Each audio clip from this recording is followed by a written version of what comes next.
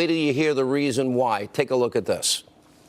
There is controversy in her past. She was involved with the torture programs after September 11th, and then involved with destroying videotapes of the matter also. That might be something that could be problematic. Gina Haspel has a real history with enhanced interrogation in the CIA. There's a lot of people raising questions, including John McCain today, about the fact that in 2002 she ran a so-called black site, CIA prison in Thailand, where 2 terrorism suspects were tortured, and she also reportedly, her name was on a cable ordering the destruction of tapes, but you support her.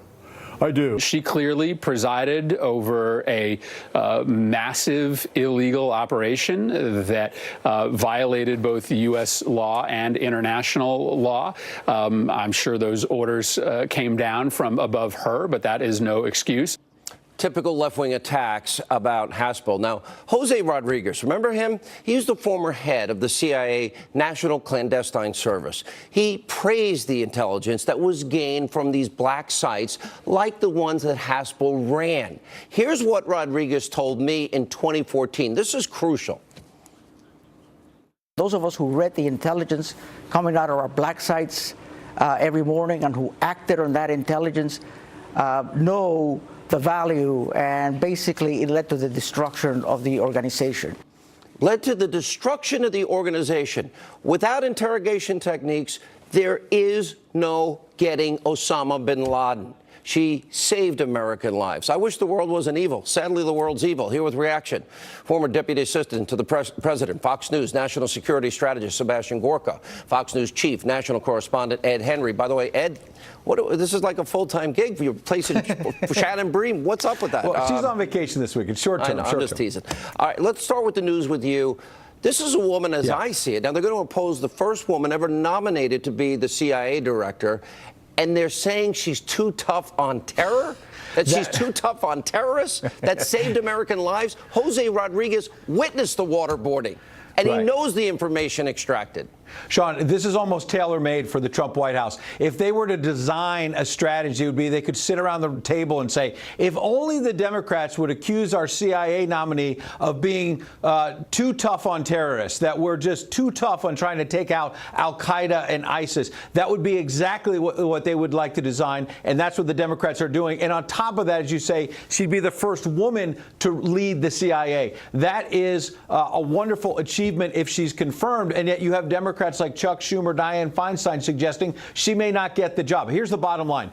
The clips you played, there are legitimate questions to be raised about those techniques. There was a great debate, as you remember better than anyone, at the end of the Bush administration, at the beginning of the Obama administration, about all of this. But the problem is, in almost every one of those clips, the Democratic senators and various journalists are talking about the allegations that may have broken the law, but not a one of them talked about the actual intelligence, the actionable intelligence gotten from that to wipe out terrorists. That's the other side. And Jose Rodriguez couldn't be more clear to me, Dr. Gorka. If they didn't use these techniques against KSM, that led to the Courier, that led to bin Laden, that led to us killing bin Laden. Now, I wish the world wasn't full of evil, radical Islamic terrorists that think they're doing God's will by killing innocent people. But they killed 3,000 Americans, Dr. Gorka. She, to me, is a hero. Look. That's why I wrote the book Defeating Jihad, because we are at war with evil. Look, the left just wants to attack a female appointee of a Republican president. They couldn't care less about whether we tortured people or not. These are all politicians who were briefed. You've told the world they were briefed behind closed doors. They had no issue with the black sites, with the enhanced interrogation techniques, but now they do. Let's go back in time, Sean. The last administration, run by a guy called Obama, who had a female national security advisor, they weren't just involved in, things that were dubious when it comes to enhanced interrogation. This was an administration that had, for the president, something called the Threat Disposition Matrix, a big iPad on which he would decide which terrorists we're going to kill today, including more than one American citizen abroad. So they want to get high and mighty about black sites when their president and then female national security advisor was killing Americans without due process.